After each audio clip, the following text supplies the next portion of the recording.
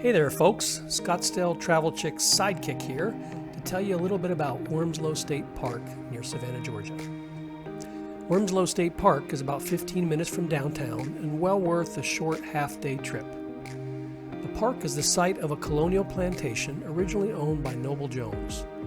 Jones was a carpenter who arrived in 1733 with James Oglethorpe and the very first group of settlers who totaled about 100 people.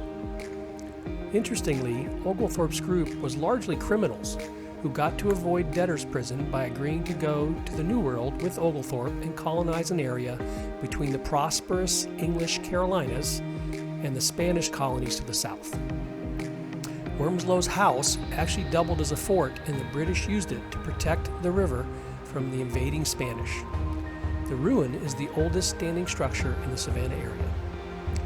Jones died at the beginning of the American Revolution, but his descendants sustained Wormsloe until the state of Georgia acquired the property in 1973.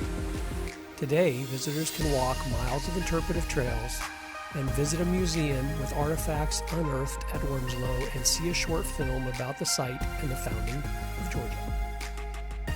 Until next time, see you guys later.